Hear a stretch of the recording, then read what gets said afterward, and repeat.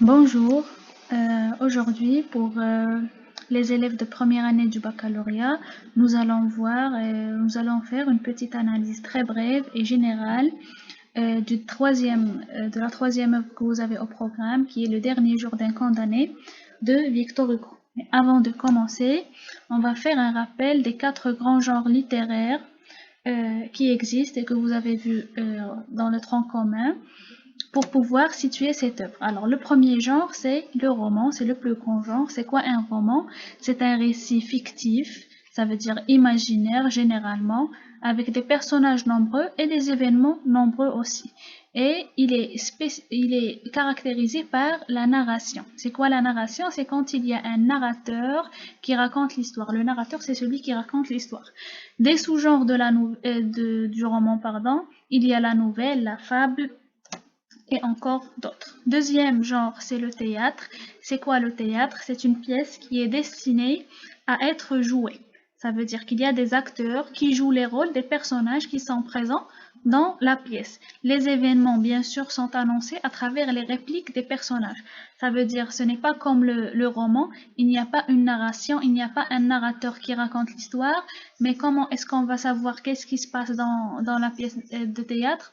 C'est à travers les répliques, ça veut dire à travers ce que disent les personnages.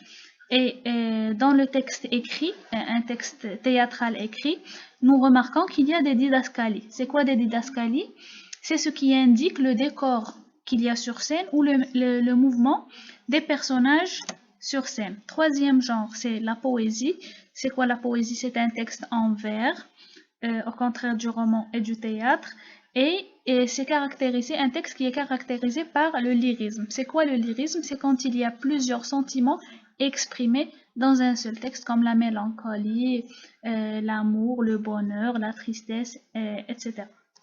Et le dernier genre, c'est l'essai. C'est quoi l'essai? C'est un ensemble de textes, ou un seul texte si vous voulez, qui est à visée argumentative. Ça veut dire, dans cet essai, qu'est-ce qu'on fait? C'est l'auteur qui parle. Ce n'est pas le narrateur, ce n'est pas un personnage fictif, c'est l'auteur en vrai qui exprime ses idées personnelles sur quelque chose et qui les défend à travers des arguments. C'est ce qu'on appelle un essai. Si on voulait maintenant situer les 3 œuvres que vous avez vues cette année dans ces 4 grands genres littéraires, premièrement, vous avez eu pour le roman La boîte à merveilles, un roman qui est un roman autobiographique de Ahmed Sfraoui. Pour le théâtre, vous avez vu Antigone qui est une tragédie moderne. Maintenant, pour le dernier jour d'un condamné, où est-ce qu'on va le situer dans ces 4 grands genres littéraires? Premièrement, Le dernier jour d'un condamné, c'est un roman. Seulement, ce n'est pas un roman comme La boîte à merveilles. La boîte à merveilles, on a dit, c'est un roman qui est autobiographique, qui tire un peu de la vie personnelle de l'auteur qui est Ahmed Sfraoui, alors que Le dernier jour d'un condamné, c'est un roman à thèse. Ça veut dire quoi un roman à thèse? Ça veut dire un roman qui a une cause à défendre. Ça veut dire c'est un roman dont on doit tirer une idée ou une idéologie qui est défendue. Alors, c'est un roman qui est utilisé comme une argumentation indirecte. Ça veut dire que ça tire un peu vers l'essai parce qu'on a vu qu'on a utilisé l'argumentation dans ce roman. Alors, on explique un peu plus le genre littéraire qui est roman à thèse. Pour roman à thèse, nous avons 2 mots, roman et thèse. Quand on dit roman, ça veut dire l'histoire qu'on va voir. Premièrement, c'est une histoire fictive. Et on doit s'attendre aussi à ce qu'il y ait de la narration. Ça veut dire il y a un narrateur qui va nous raconter une histoire et cette histoire, elle est fictive. Ce n'est pas une histoire réelle. Et puis deuxièmement, nous avons thèse. Alors la thèse, où est-ce qu'on l'a entendu avant? C'est dans la production écrite, dans la production d'un texte argumentatif, dans le texte dialectique précisément, où nous avons dans le développement la thèse et l'antithèse. C'est quoi la thèse ou l'antithèse? C'est un paragraphe où on présente des arguments. Ça veut dire ce roman-là, qu'est-ce qu'il va faire? Il va présenter des arguments. Ça veut dire il va avoir une idée à défendre ou à refuter, ça dépend. Et pour ce faire, il doit utiliser des arguments. C'est soit des arguments qui sont directs, soit des arguments qui sont indirects. Et on va voir après qu'est-ce que ça veut dire les romans indirects. Alors, ensemble, un roman à thèse, ça veut dire quoi? Ça veut dire c'est un roman qui soutient une cause en utilisant des arguments sous forme d'histoire. Ça, c'est ce qu'on appelle des arguments indirects. Ça veut dire j'utilise une histoire, mais de cette histoire, tu dois tirer une leçon qui est l'argument que j'utilise. Le dernier jour d'un condamné représente un plaidoyer, donc, contre la peine de mort. Ça veut dire le dernier jour d'un condamné représente ou présente une idée qui est que l'auteur est contre la peine de mort. La thèse défendue est donc c'est l'abolition de la peine de mort et la thèse refutée c'est la peine de mort. Refutée ça veut dire la thèse dont je suis contre et la thèse défendue ça veut dire la thèse dont je me bats ou que je me bats pour. Alors, Victor Hugo utilise l'histoire du dernier jour d'un condamné comme un argument contre la peine de mort. Le récit des souffrances mentales et parfois même physiques du narrateur, qui est aussi le personnage, qui est aussi le prisonnier condamné à mort, est supposé émouvoir le lecteur et les persuader de soutenir la cause défendue, qui est l'abolition de la peine de mort. Ça veut dire le roman en entier, il joue le rôle d'un seul argument qui est contre la peine de mort. C'est quoi cet argument-là? C'est l'exemple de cet homme qui va souffrir à cause de sa condamnation à mort et qui va à la fin mourir. Et c'est supposé nous émouvoir pour qu'on pense que la mort, ce n'est pas quelque chose qui doit être décidé par les êtres humains. On va voir un peu une très brève biographie de l'auteur qui est Victor Hugo. Alors Victor Hugo est connu pour être un auteur engagé. Ce que vous devez savoir sur Victor Hugo. Il est né le 25 février 1802 à Besançon et décédé le 22 mai 1885 à Paris. C'est un poète, un dramaturge, un romancier et un écrivain français. On a dit un poète, ça veut dire qu'il écrit de la poésie. Un dramaturge, ça veut dire qu'il écrit des pièces de théâtre. Un romancier, ça veut dire bien sûr qu'il écrit des romans. Il est considéré comme l'un des piliers de la littérature française. En effet, Victor Hugo est un auteur, est un écrivain très important dans l'histoire de la littérature française. Il a été exilé 3 fois dans sa vie pour bien sûr ses idées politiques parce qu'il avait toujours des idées politiques très fortes. Il a toujours défendu à travers ses œuvres des causes qui sont sociales et politiques. Par exemple, nous avons dans Les Misérables qui a été publié en 1862, il dénonce la misère et les écarts sociaux. Aussi, il cherche à abolir la peine de mort avec le roman Le dernier jour d'un condamné et un autre qui est Claude Gueux, publié en 1834. On va voir ça par la suite. Alors, quelques œuvres notables de Victor Hugo. Juste pour résumer, Victor Hugo a écrit dans les 3 genres littéraires. Pour le roman, il a écrit Bug Jargal en 1820. C'est son premier roman qu'il a publié à l'âge de 16 ans. Après, nous avons Notre-Dame de Paris, qui est un roman très célèbre et très connu, sorti en 1831, et Les Misérables aussi, 1862. Son dernier roman était 93, qu'il a écrit à l'âge de 62 ans. Pour la poésie, il a publié plusieurs recueils poétiques comme Odes et Ballades en 1828. Un recueil poétique, ça veut dire un livre où il y a plusieurs poèmes, pas un seul. Il y a aussi Les Orientales en 1829 et Les Chants du Crépuscule en 1835, entre autres bien sûr. Pour le théâtre, ces pièces les plus connues, nous avons Cromwell, sorti en 1827. Nous avons aussi Hernani en 1830. Et il y a aussi un recueil de pièces de théâtre, de ces pièces de théâtre les plus connues, qui est Théâtre en liberté, qui est sorti en 1887. Et si on remarque bien, c'est sorti 1 an après sa mort. Ça veut dire qu'il a été publié à titre posthume. Alors, comment Victor Hugo a-t-il lutté contre la peine capitale, qui est la peine de mort? Nous avons dit que Victor Hugo est un auteur qui est engagé et qu'il a pendant toute sa vie, lutté contre la peine de mort, entre autres causes. Alors, premièrement, il a lutté de deux façons différentes. Premièrement, à travers l'argumentation indirecte, mais aussi à travers l'argumentation directe. Qu'est-ce que ça veut dire argumentation indirecte ou argumentation directe? Pour l'argumentation indirecte, ça veut dire il défend la cause, mais d'une façon indirecte. Et pour ce, il utilise bien sûr la littérature au service de sa cause. Et puis pour l'argumentation directe, ça veut dire il fait des discours directs, des discours politiques devant des assemblées nationales.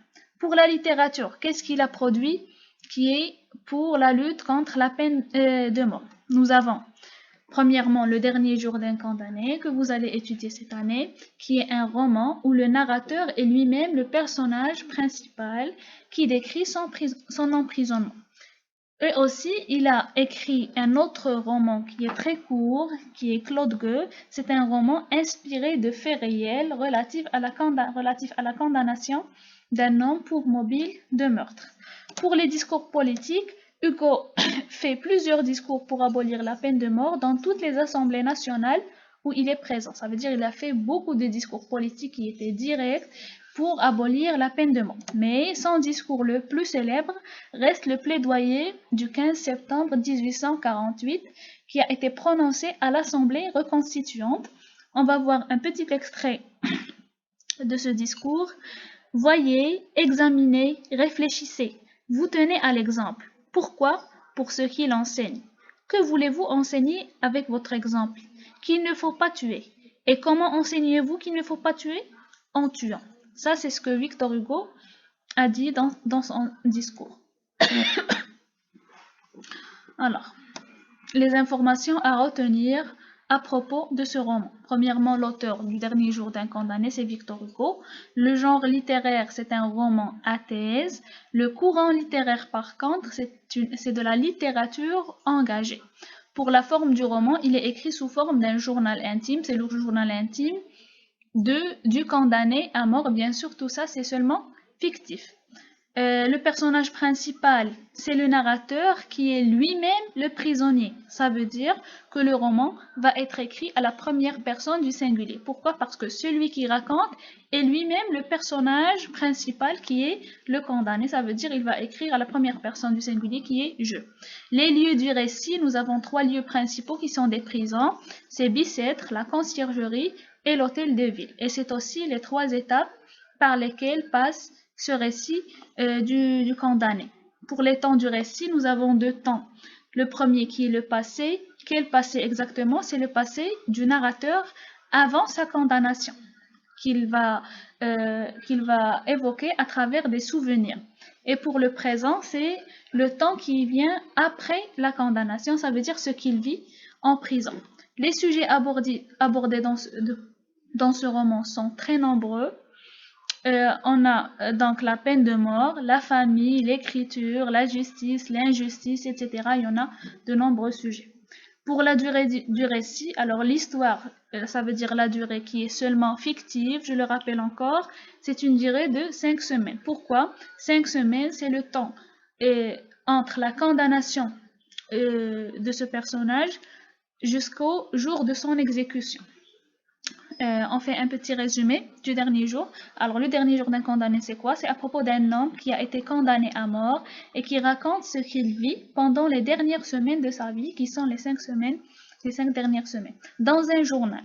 Son nom et son crime restent inconnus. Ça veut dire on ne connaît ni le nom, ni le crime de ce personnage-là. On sait seulement qu'il a été condamné à mort.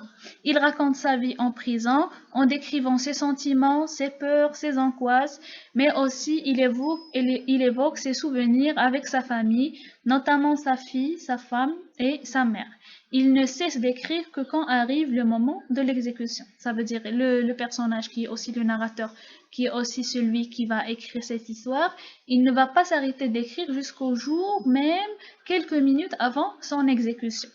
Pour la fonction du roman, la fonction, ça veut dire à quoi sert ce roman.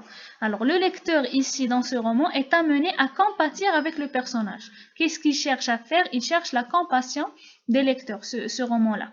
Il cherche, on a dit, le lecteur est amené à compatir avec le personnage, à ressentir sa souffrance morale et son tourment, à éprouver de la pitié envers le condamné. Ça veut dire, nous, en tant que lecteurs, on devrait éprouver de la pitié envers ce condamné-là qui nous raconte sa vie. Le nom indéfini peut signifier que cette personne peut être n'importe qui, ça peut être toi, moi ou un être humain en général. Ça veut dire, on n'a pas cité le nom exprès pour que tous les lecteurs puissent s'immiscer dans ce personnage et se voir dans ce personnage, se représenter dans ce personnage et penser que cette personne, ça peut être n'importe qui de ta famille ou toi-même. Pour le schéma narratif du personnage, nous avons la situation initiale où le personnage qui est aussi le narrateur, un jeune homme, mène une vie de bourgeoisie heureuse, épanouie et loin de tout souci. Après, il y a l'élément perturbateur où le narrateur commet un crime qu'on ne connaît pas, qu'on ne va jamais savoir, mais pour lequel il sera condamné à mort, à la peine capitale.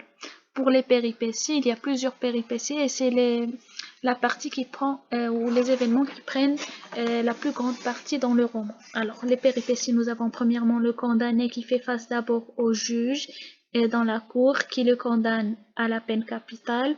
Après, il est emprisonné. Physiquement, il est emprisonné dans un cachot, comme il le décrit lui-même, mais moralement et mentalement aussi, il est emprisonné dans une idée, une seule idée, celle de la mort. Et troisième péripétie, c'est où le condamné cherche à rester en vie de toutes les manières possibles. Premièrement, il y a le pourvoi en cassation, après il y a sa tentative ou seulement le fait qu'il ait pensé à fuir la prison, après où il attend la grâce du roi, c'est qui est son dernier espoir.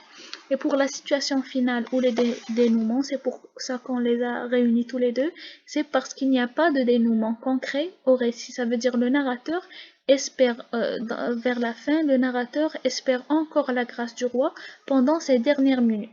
Il arrête d'écrire quand on vient le prendre pour l'exécution, mais on ne sait pas s'il a exécuté ou non. Ça veut dire aucune conclusion n'est présentée. On laisse donc au lecteur la liberté d'imaginer le reste de l'histoire. C'est une fin qui est un peu ouverte. Ça, c'est le schéma narratif. Mais pour l'ordre de l'histoire, ça ne va pas comme ça. Premièrement, alors le roman commence pendant les péripéties, ça veut dire il commence avec le narrateur qui a été déjà emprisonné. C'est ici que commence le récit ou le roman, ça veut dire c'est un commencement qu'on dit immédiat. Après vient un premier retour en arrière où le narrateur nous décrit sa situation ou sa vie avant l'emprisonnement. Après, il y a le deuxième retour en arrière où il se rappelle quand il a commis le crime et quand il a été arrêté. Troisième retour en arrière, troisième flashback, c'est là où il a dû affronter les juges pour être condamné à mort. Et voilà, on finit avec une citation de Victor Hugo. Même la nuit la plus sombre prendra fin et le soleil se lèvera. Dans les circonstances qu'on vit maintenant, les circonstances de confinement, c'est un message d'espoir et j'espère que vous tous, vous avez de l'espoir en un futur meilleur et j'espère que vous travaillez chez vous.